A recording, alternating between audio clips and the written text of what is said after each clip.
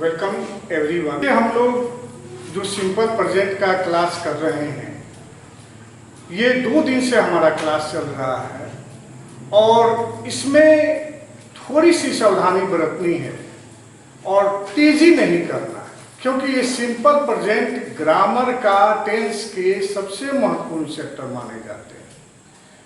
और back class में हम लोग देखें सिंपल प्रेजेंट का स्ट्रक्चर क्या होता है, बनावट क्या होता है। उसके बाद हम लोग सिंपल प्रेजेंट के कुछ सेंटेंस को देखें, यूजेस देखें। हमने बताए हैं कि जो यूनिवर्सल ट्रूथ होते हैं उसको सिंपल प्रेजेंट में रखते हैं, जो अर्थमेटिक फैक्ट होते हैं, अंगणितीय सच्चाई होते हैं, उसको सिंपल प्रेजेंट में रखा जाता है। जो जनरल ट्रूथ्स होते हैं उनको भी सिंपल प्रेजेंट में रखते हैं। Habitual action, regular action, repeated actions, scientific fact, proverbs, ये इतनी लंबी जो चैप्टर्स हम लोग उठाए हैं, तो इसमें तेजी करने से ये कंसेप्ट क्लियर नहीं होगा। ऐसा नहीं समझना है कि 10 मिनट 15 मिनट में हम टेंस समाप्त कर लें। हम लोग देख रहे हैं कि 2 दिन से ये सिंपल प्रेजेंट का क्लास चल रहा है। आज कुछ और एडवांस क्लास हो जाएगा। इसमें वैसे स्टूडेंट्स जो कॉम्पिटिटिव एग्जाम की तैयारी कर रहे हैं, वैसे स्टूडेंट्स जो +2 की तैयारी कर रहे हैं, उन लोगों के लिए भी काफ़ी उपयोगी होने वाला है। जैसे जैसे हम लोग आगे बढ़ेंगे, हम लोग का क्लास का स्टैंडर्ड भी बढ़ता जाएगा। आज का जो हम लोग का क्लास है ना, जैसे कि हम लोग बैक क्लास में ये देखे हुए थे कि एक वर्ब से 12 टेंस का निर्माण किया जा सकता है। एक वर्ब अगर दे रहे हैं राइट, तो राइट से हम लोग 12 टेंस का निर्माण कर सकते हैं। लेकिन कैसे हम समझेंगे कि 12 टेंस में कौन ऐसा वर्ब का रूप रखेंगे कि टेंस का जो निर्माण करेगा वह सेंटेंस में सही हो। इसके लिए आज का क्लास बहुत ही इंपॉर्टेंट होने वाला है, क्योंकि आज हम लोग का जो क्लास का जो टॉपिक रहेगा सिलेक्शन ऑफ सिंपल प्रेजेंट। इसमें इस चैप्टर को पढ़ने से आपको लंबे लंबे कॉमन एरर की प्रॉब्लम सॉल्व हो जाएगी, फिल इन द ब्लैंक्स की प्रॉब्लम सॉल्व होगी, जो क्लॉज टेस्ट कॉम्पिटिटिव एग्जाम में आते हैं उसकी भी प्रॉब्लम सॉल्व हो जाएगी। मैं तो ये कहना चाहता हूं कि आज का जो क्लास है स्पेशली कॉम्पिटिटिव एग्जाम की तैयारी करने वाले स्टूडेंट्स के लिए काफ़ी इम्पोर्टेंट होगा। देखो, सिंपल प्रेजेंट का जो सिलेक्शन की प्रक्रिया है उसको 3 भागों में बांटे। हम लोग देखे हैं कि एग्जाम में जो क्वेश्चंस आते हैं, क्वेश्चन दिए जाते हैं और उसमें स्ट्रक्चर दिया रहता है ABCD और 4 ऑप्शन दिया रहता है, और इस ऑप्शन में भिन्न भिन्न प्रकार के टेंस का सेंटेंस प्रस्तुत रहता है और इसमें से हम लोग को सिलेक्शन करना रहता है। तो इसमें भी हम लोग ये चैप्टर काफी महत्वपूर्ण होने वाला है इस खंड के लिए भी, या सेंटेंस का निर्माण करते समय भी यह पॉइंट बहुत महत्वपूर्ण होने वाला है। सिंपल प्रेजेंट का सिलेक्शन करते समय, चुनाव करते समय हम लोग को किन किन बातों पर ध्यान देना है। तो selection of simple sentence on the basis of sense, यानी कि सेंस के आधार पर सिंपल प्रेजेंट का हम चुनाव करते हैं। ये हम क्लास बता चुके हैं, जिसमें हमने बताया है कि यूनिवर्सल ट्रूथ जो होते हैं, अर्थमेटिक फैक्ट होते हैं, हैबिचुअल एक्शन होते हैं, रिपीटेड एक्शन होते हैं। दूसरा जो हम लोग का सिलेक्शन होगा A, B और C। B में सिंपल सेंटेंस का चुनाव on the basis of time expressing words, समय सूचक शब्द के आधार पर सिंपल प्रेजेंट का चुनाव। तीसरा, selection of simple present on the basis of clause. ये हम लोग का आज का फोकस होगा इस पॉइंट पर। देखें, एक एक एग्जाम्पल से क्लियर कर लें, वैसे इसको हम बता चुके हैं। On the basis of time expressing words, on the basis of sense के आधार पर, जैसे कि देखें, the sun sets in the west. यहां पर sun sets in the west, यह जो है यूनिवर्सल सेंस पर आधारित है, तो ये क्लियर हम बैक क्लास में बता चुके हैं। दूसरा, टाइम एक्सप्रेसिंग वर्ड्स का एक उदाहरण दे दें, जैसे he goes to temple every Sunday.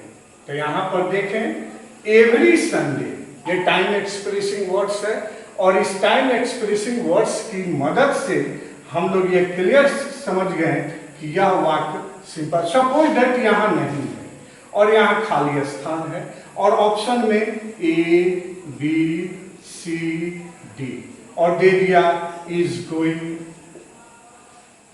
Was going, will go and goes. तो हम लोग देख लें कि ये present continuous, past continuous, simple future, simple present, तो अलग अलग टेंस का ऑप्शन दिया हुआ है। और हम लोग देख लिए कि एवरी डे, जो बैक क्लास में हमने बताया है, every day, every month, every week, ये जितने भी है ना हैबिचुअल एक्शन वाले जो टाइम एक्सप्रेसिंग वर्ड्स हैं, उनका प्रयोग सिंपल प्रेजेंट में करते हैं, यानी कि हमारा सिलेक्शन गोज का होगा। यह पैटर्न हम लोग देख लें, इस तरह भी एग्जाम का प्रश्न पूछे जाते हैं। इसी एग्जाम्पल से हम देखें कि ही इज गोइंग, और देखा जाए कि इसमें वाक्य गलत है, क्योंकि यह भी सिंपल प्रेजेंट में होना चाहिए। एवरी संडे लगा हुआ है, तो इज गोइंग नहीं। ये सारी चीज हम बैक क्लास में बता चुके हैं, उसको आप लोग जरूर देखें। आज का हम लोग का जो टॉपिक है, selection of simple present on the basis of clause। First tense के जो हम बैक क्लास में क्लॉज के विषय में बताए हुए थे कि क्लॉज का हिंदी वाक्यांश होता है ऐसे वो लंबे वाक्य, कम से कम 2 सेंटेंस मिले हुए होते हैं, वो उससे क्लॉज का निर्माण करते हैं। और वह कैसा सेंटेंस होना चाहिए, वह जैसे कि एक सब्जेक्ट होना चाहिए और एक फाइनाइट वर्ब होना चाहिए। तो ये फाइनाइट वर्ब तो अभी यहाँ रोक कर समझाना क्लियर नहीं होगा, लेकिन सुविधा की दृष्टि से और एक ट्रिक है, इसको आप लोग नोट कर लें कि फाइनाइट वर्ब की हम पहचान कैसे करेंगे। फाइनाइट वर्ब, इसके अंतर्गत subject plus V1, subject plus V5, subject plus V2 और सब्जेक्ट प्लस हेल्पिंग वर्ब। यानी कि सब्जेक्ट के बगल में सबसे करीब अगर हेल्पिंग वर्ब आ रहा है तो ये फाइनाइट वर्ब है। वर्ब का दूसरा रूप है, ये फाइनाइट वर्ब है। वर्ब का पांचवा रूप है, ये फाइनाइट वर्ब है। वर्ब का प्रथम रूप, ये फाइनाइट वर्ब। परिभाषा की दृष्टि से देखा जाए तो वैसे वर्ब जिनका नंबर और पर्सन सब्जेक्ट के अनुसार हो, अर्थात सब्जेक्ट सिंगुलर हो तो वर्ब भी सिंगुलर हो, सब्जेक्ट प्लुरल हो तो वर्ब भी प्लुरल हो, वो फाइनाइट वर्ब कहलाता है। ये फाइनाइट वर्ब और नॉन फाइनाइट वर्ब ये अलग चैप्टर है, अलग इसका क्लास दिया जाएगा। माइंड में एक जनरल सा कंसेप्ट क्लियर कर ले कि सब्जेक्ट होना चाहिए और फाइनाइट वर्ब होना चाहिए। जैसे दिया है, he is dancing and Mohan is singing. यह थोड़ा सा क्लॉज एक बार और देख लें। ये एक खंड हुआ, ये एक खंड हुआ। देखें कि यह खंड क्लॉज है कि नहीं, तो इसका इंक्वायरी करेंगे। तो यहाँ पर सब्जेक्ट 1 है और ये फाइनाइट वर्ब 1 है, तो डिफिनिट है कि यह एक क्लॉज हो गया। फिर यहाँ भी देखें सब्जेक्ट 1 है और फाइनाइट वर्ब 1 है, तो यहाँ भी एक क्या हो गया, क्लॉज हो गया। तो इसको कह सकते हैं a longer sentence with 2 clauses. तो हम लोग को जो आज पढ़ना है कि अगर एक क्लॉज किसी खास टेंस में हो तो दूसरे क्लॉज को किस टेंस में रखेंगे जो ग्रामर की दृष्टि से सही हो। तो यहाँ पर हम लोग 2 स्ट्रक्चर 2 टेंस पर चर्चा करेंगे। एक तो सिंपल प्रेजेंट इक्वल टू, इसको शॉर्ट में हम बता चुके हैं PR1, जिसका फॉर्म सब्जेक्ट प्लस V1 या V5। यहाँ एक और टेंस की नॉलेज होना जरूरी है, तो उसका एक हल्का झलक दिया जा रहा है, वह है सिंपल फ्यूचर, जिसको F1 कहेंगे, और सब्जेक्ट प्लस विल या शैल प्लस वर्ब का पहला। जैसे मैं दिल्ली जाऊंगा, ये डेफिनेट सिंपल फ्यूचर है। स्ट्रक्चर के अनुसार आई शैल गो टू दिल्ली, ये देखिए हम सिंपल प्रेजेंट हम लोग कर रहे हैं, लेकिन यहाँ सिंपल फ्यूचर की थोड़ी सी आवश्यकता है, तो इसको डील कर देना थोड़ा जरूरी है यहाँ पर। जैसे सीता यहाँ आएगी, सीता विल कम हियर, ये सिंपल फ्यूचर है। सिंपल प्रेजेंट में जैसे वह स्कूल जाती है, शी गोज टू स्कूल। हम लोग यहाँ पर अब थोड़ा विस्तृत एडवांस स्टडीज की ओर जा रहे हैं। ये क्लियर हम लोग 2 चीज देखें। Selection of simple present on the basis of clause का जब अध्ययन करते हैं तो 2 टेंस का स्ट्रक्चर माइंड में होना चाहिए, एक सिंपल प्रेजेंट का और एक सिंपल फ्यूचर का। आगे का पॉइंट हम लोग देखें, एक हिंदी वाक्य से इसको क्लियर करें। दिया है राम आएगा, ये सिंपल प्रेजेंट है। सीता बाजार जाएगी, यहां भी सिंपल प्रेजेंट है। अलग अलग हम अनुवाद करते हैं तो राम आएगा, राम विल कम, सीता बाजार जाएगी, Sita will go to market. लेकिन अगर इसके पहले हम जब लगा देते हैं, अर्थात जब राम आएगा सीता बाजार जाएगी, तो यहां पर गौर करना है कि इस दोनों वाक्यों में यह वाक्य जो उपवाक्य कहलाएंगे, इसको सबऑर्डिनेट क्लॉज कहा जाता है। और कहा जाता है कि अगर कोई भी क्लॉज, ये स्ट्रक्चर ट्रिक याद रखें, तब डिटेल में हम इसको क्लियर करेंगे कि व्हेन हो, इफ हो, एज सुन एज हो, जेवही, एज लॉन्ग एज हो, जब तक, अनटिल, जब तक नहीं, अनलेस। काफी ये महत्वपूर्ण पॉइंट हम बताने जा रहे हैं।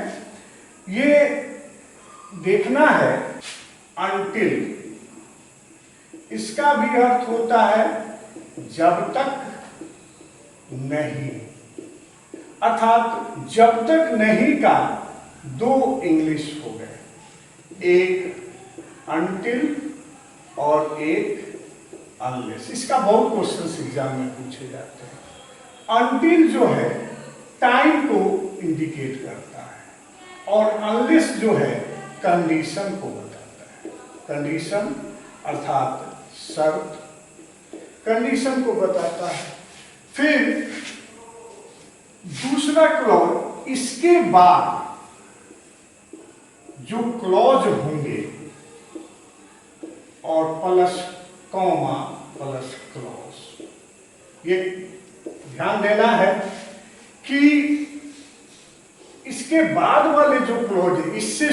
होने वाला क्लॉज, इसको सबऑर्डिनेट क्लॉज कहते हैं, आश्रित उपवाक्य कहा जाता है, और ये मेन क्लॉज होता है। मेन क्लॉज F1 में, F1 यानी सिंपल फ्यूचर में, हिंदी में देख रहे हैं राम आएगा, ये फ्यूचर में रहते हुए भी हम इसको इंग्लिश में जब ट्रांसफर करेंगे तो इसको PR1 यानी कि सिंपल प्रेजेंट में रखेंगे, अर्थात सब्जेक्ट प्लस V1 या V5, और इसमें subject plus will shell plus verb का पहला।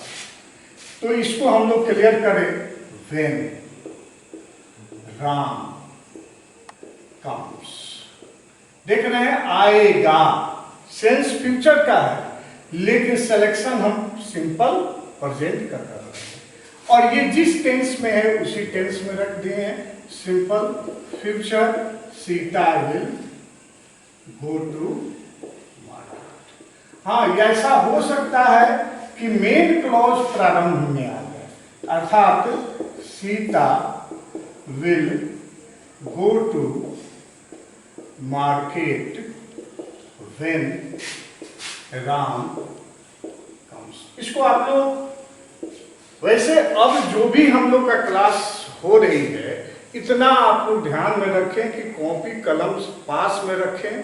देखने से, एक बार देखने से इसका अंडरस्टैंडिंग क्लियर नहीं हो पाएगा, और इसको समझें, नोट करें, ये काफी महत्वपूर्ण है। आपको एग्जाम में प्रश्न पूछा गया, प्रश्न का हम आप लोगों को सोल्व कराएंगे।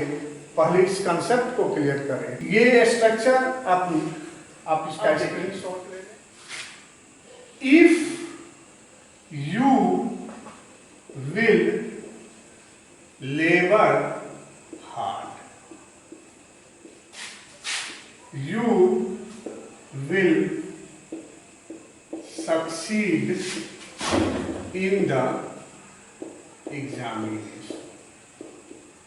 देखिए, जो कॉम्पिटिटिव एग्जाम है उसमें क्वेश्चंस का पैटर्न क्या होता है, यहां पर पहले क्लियर कर लें कि इफ से ये क्लॉज शुरू हुआ है, और दूसरा क्लॉज ये यू से शुरू हुए, ये मेन क्लॉज, ये सबऑर्डिनेट क्लॉज। हमने बताया है कि if plus PR1 simple present plus comma plus F1, यहाँ पर विल लेबर हार्ड है, ये F1 है और ये F1 है। ऐसा कोई स्ट्रक्चर नहीं होता है जिसमें if plus simple future plus simple future, यह नहीं होता है ग्रामर में। तो क्लियर है कि इसके इस पार्ट में, सबऑर्डिनेट क्लॉज के पार्ट में गलती है। कॉम्पिटिटिव एग्जाम में यही चीज क्या करता है, खंड में बांट देता है। जैसे सपोज दैट एग्जाम में दे दे, यहां से लेकर एक खंड B और ये C, अंत में नो ईदर, इस तरह के प्रॉब्लम्स दिए जाते हैं। और यहाँ A, B, C हम लोग को बताना रहता है कि किस ग्रुप में गलती है। तो क्लियर है कि यहाँ फर्स्ट ग्रुप में गलती है, यहाँ पर विल नहीं होना चाहिए, क्योंकि ये सिंपल फ्यूचर में है, इफ से शुरू है। दूसरा क्लॉज अगर सिंपल फ्यूचर, मेन क्लॉज अगर सिंपल फ्यूचर में है, तो उसका सबऑर्डिनेट क्लॉज जो होंगे, इफ से शुरू हो या व्हेन से शुरू हो या एज सून एज से शुरू हो या अनटिल से शुरू हो, अनलेस से शुरू हो, इनकेस से शुरू हो, यह हमेशा सिंपल प्रेजेंट में होगा। तो इसका सही, ये गलत वाक्य है, इसका सही रूप होगा if you labour hard you will succeed in the examination. यहां पर ये खंड इधर आ सकता है और ये खंड इधर आ सकता है। क्लॉज का हम प्लेसमेंट कर सकते हैं, अंत मेन क्लॉज को शुरू में रख सकते हैं, सबऑर्डिनेट क्लॉज को अंत में रख सकते हैं। एक और एग्जांपल देख लें, जैसे as soon as he will sing a song, we shall clap. यहां भी आपको प्रॉब्लम नजर आ जाएगा, क्योंकि as soon as के बाद जो क्लॉज है यह सिंपल फ्यूचर में है, और वी शैल क्लैप ये भी सिंपल फ्यूचर। F1 स्ट्रक्चर में हमने बताया क्या है कि as soon as plus PR1 यानी simple present plus comma plus F1। तो यहां भी वह चीज, क्योंकि ये बहुत इंपॉर्टेंट पॉइंट है, बस इतना याद रखना है, हम लिखवा चुके हैं, उस टर्म को आप लोग याद रखें। और तो इसको हम अगर शुद्ध रूप दे रहे हैं तो करेक्ट जो क्लॉज कर रहे हैं, एज सुन एज। अब यहां देख लें, दूसरा जो मेन क्लॉज है यह सिंपल फ्यूचर में है, तो सबऑर्डिनेट क्लॉज जो होंगे वह सिंपल प्रेजेंट में होंगे, यानी कि he sings a song we shall clap. तो एक चीज और हम लोग को इसमें याद रखना है, वह क्या, मेन क्लॉज। किसी किसी किताब में प्रिंसिपल क्लॉज, प्रधान उपवाद। तो याद रखना है कि अगर मेन क्लॉज जो होंगे वह अगर सिंपल फ्यूचर में होते हैं तो सबऑर्डिनेट जो क्लॉज होते हैं, जिसकी शुरुआत हमने लिखा है इफ हो, अनटिल हो, अनलेस हो, एज सून एज हो, नो एज सून एज हो, इन केस हो, तो सबऑर्डिनेट क्लॉज जो होंगे वह डिफिनिट रूप में सिंपल प्रेजेंट में होते हैं। इस तरह के हम लोग के प्रॉब्लम देखें तो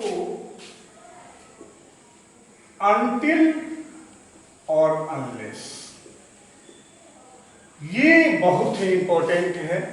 हमने एक तो जान गए कि ये दोनों निगेटिव वर्ड हैं और इससे टाइम समय आता है, और ये क्लॉज, और इससे शुरू होने वाले क्लॉज में, यानी कि the clause beginning with until या अनलेस, यानी वैसे क्लॉज जिसकी शुरुआत अनटिल या अनलेस से होता है, तो क्या क्या चीज को ध्यान में रखना है। देखिए, हम लोग को ये ध्यान में रखना है कि एग्जाम का जो प्रॉब्लम होता है वह प्रॉब्लम कैसे होता है। अगर किसी एग्जाम में, चाहे वो कॉम्पिटिटिव एग्जाम हो या +2 का एग्जाम हो या ग्रेजुएट लेवल का एग्जाम हो, अनटिल और अनलेस दिखाई पड़ रहा है अगर क्वेश्चन में, तो इस बात को माइंड में मेकअप करना है कि इससे संबंधित किस किस तरह के प्रॉब्लम आ सकते हैं। तो पहला, नेवर यूज, कभी मत प्रयोग करें, कभी प्रयोग नहीं करना है, नो, नॉट, नेवर या एनी निगेटिव वर्ड। अगर अनटिल और अनलेस से कोई भी क्लॉज शुरू हो, उससे शुरू होने वाले क्लॉज में नो, नॉट, नेवर या कुछ भी निगेटिव है ना वर्ड का प्रयोग नहीं करते हैं। जैसे दिया है, until Ram does not come here, I will wait for him. इस बात को गौर से देखें। यहाँ पर अनटिल से शुरू है। हमने बताया है कि इसके बाद एक फॉर्म होता है TR1, यानी कि simple present plus comma plus F1। तो यहाँ देखें, डज नॉट कम, ये सिंपल प्रेजेंट है और ये सिंपल फ्यूचर है, स्ट्रक्चर सही कह रहा है, लेकिन इसमें डज नॉट फॉर्म का यूज किया गया है, यह गलत है। क्योंकि अनटिल और अनलेस खुद एक निगेटिव कंजंक्शन है, और जब ये निगेटिव, इसका हिंदी ही होता है जब तक नहीं। तो जब इसका हिंदी जब तक नहीं होता है तो इससे शुरू होने वाले क्लॉज में, याद रखना है, इससे शुरू होने वाले क्लॉज में, यानी इसकी शुरुआत, इस क्लॉज की शुरुआत यहां से लेकर हेयर तक, इतने के बीच में कभी भी निगेटिव वर्ड का प्रयोग नहीं करते हैं। इधर मेन क्लॉज में हो सकता है, आ सकता है, लेकिन इस क्लॉज में, अनटिल और अनलेस वाले क्लॉज में निगेटिव वर्ड नहीं आएंगे। तो यह वाक्य गलत है, इसको सही रूप दे रहे हैं। तो अनटिल राम कम्स हियर, जब तक राम यहां नहीं आएगा। देखिए सेंस क्या कर रहा है, बना रहे हैं, वाक्य की रचना है सिंपल प्रेजेंट में, और सेंस जो आ रहा है वह सिंपल फ्यूचर का आ रहा है। जब तक राम यहां नहीं आएगा, I shall wait for him, यानी कि I will wait for him, मैं उसका इंतजार, पूरी जोर के साथ कहा जा रहा है। जब पूरी जोर के साथ कही जाती है तो जहां विल लगाते हैं वहां शैल लगाते हैं, जहां शैल लगाते हैं वहां विल लगाएंगे, क्योंकि आई के साथ शैल लगता है। लेकिन यह जोरदार रूप में कहा जा रहा है तो यहाँ पर विल ही बेहतर है। यह इधर उधर हो सकता है। दूसरा कंडीशन देख लें, अगर यहाँ अनटिल के जगह पर अनलेस दे दिया जा रहा है, इसका भी इस तरह भी प्रॉब्लम आता है। अनलेस राम कम्स हियर, है ना, तो ऐसी वाक्य में यहाँ भी अशुद्धि है, क्योंकि अनलेस से शर्त का भाव व्यक्त हो रहा है। जैसे एक एग्जाम्पल और देख लें, हमने दिया है एक वाक्य देखें, until you labour hard you will not get success. यहां तो ध्यान देना पड़ेगा, ये जो है तेजी में वो आप पढ़ कर आप आगे नहीं बढ़ सकते हैं, इसका कंसेप्ट क्लियर करना होगा। ऐसा कोई एग्जाम नहीं है, चाहे कॉम्पिटिटिव एग्जाम देख लें, कोई भी एसएससी का कोई भी ऐसा एग्जाम नहीं है, एयरफोर्स का ऐसा कोई एग्जाम नहीं है। हर एग्जाम में इस स्ट्रक्चर से संबंधित एक ना एक क्वेश्चन डेफिनेट रहता है। कभी कभी एसएससी जो क्लर्क ग्रेड्स आते हैं इस चैप्टर से कम 3 या 4 क्वेश्चन जरूर किसी न किसी रूप में रहते हैं। यहां देखें, अनटिल यू लेबर हार्ड, हमने बताया था कि अनटिल समय के लिए होता है, अनलेस जो है शर्त के लिए, कंडीशंस के लिए। अनलेस जो है वह कंडीशन को डिनोट करता है। और यहाँ जो वाक्य कह रहा है, हिंदी से पकड़े, जब तक तुम कठिन परिश्रम नहीं करोगे, क्योंकि ये निगेटिव वर्ड है तो यहाँ तो नोट लग नहीं सकता है, तुम परीक्षा में तुम सफल नहीं होगे या तुम्हें सफलता नहीं मिलेगी। यहाँ बताए थे इसमें नोट लग सकता है, सही है, लेकिन यह कंडीशन है और यहाँ अनटिल का यूज हुआ है, जबकि यह अनटिल जो है टाइम को एक्सप्रेस करता है और अनलेस जो है सब कंडीशंस को एक्सप्रेस करता है।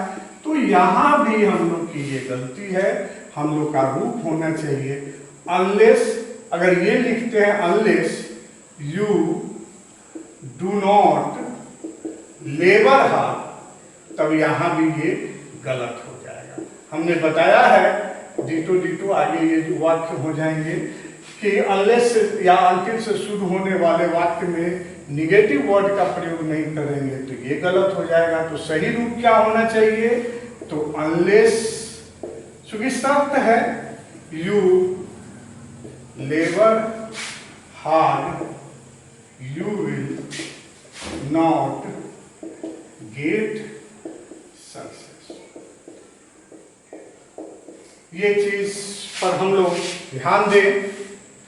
इसका अभी और चलेगा, इतना से काम नहीं चलेगा।